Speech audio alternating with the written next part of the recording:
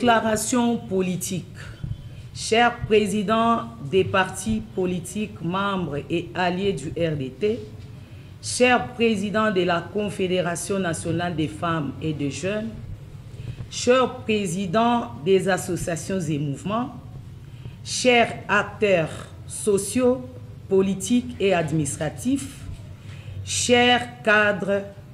membres et militants, chères mesdames et messieurs de la collaboration journalistique nationale et internationale, nous vous disons bonjour. Bonjour. Au moment où nous prenons la parole du haut de cette tribune, afin de décortiquer quelques questions importantes de l'ère,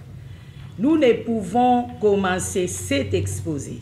sans remercier les créateurs, lui qui continue tout le jour à nous donner la force afin de parachever la mission que nous nous sommes assignés, celle d'instaurer une réelle démocratie et d'améliorer les conditions de vie des Congolais. Il y a de cela quelques mois, le commandant suprême, chef des armées, son Excellence, Monsieur Félix Antoine Tshisekedi Tshilombo, avait pris la décision salvatrice par le biais du Parlement congolais de décréter l'état de siège, afin de prendre une fois pour toute la mesure des dégâts causés en matériel et surtout en vies humaines, et par la multitude des groupes armés qui pullulent en toute impunité dans cette partie du pays. Les résultats sont déjà visibles puisqu'il s'agit de cette opération de grande envergure.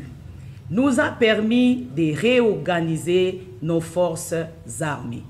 et de découvrir sans tâtonnement la main noire derrière toute la tragédie qui vivent de nos populations de l'Est.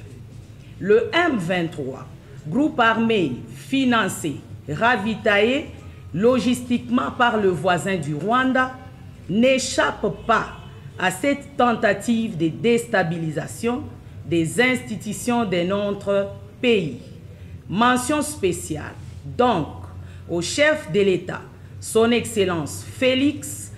Antoine Tshisekedi Tshilombo, pour sa vision claire d'un Congo prospère, paisible, en donnant le M23, groupe armé financé, ravitaillé logistiquement par les voisins du Rwanda, n'échappe pas à cette tentative de déstabilisation des institutions de notre pays. Mention spéciale donc au chef de l'État, son Excellence Félix Antoine Tshisekedi Tshilombo, pour sa vision claire d'un Congo prospère, paisible, en harmonie avec les 9 voisins,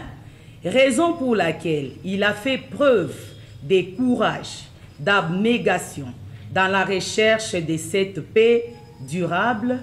et pour cela, il a dénoncé devant la face du monde l'agression lâche, ignoble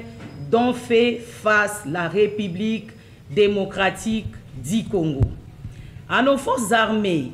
nous réitérons nos vives félicitations et encouragements pour leur bravoure, détermination à défendre notre intégrité territoriale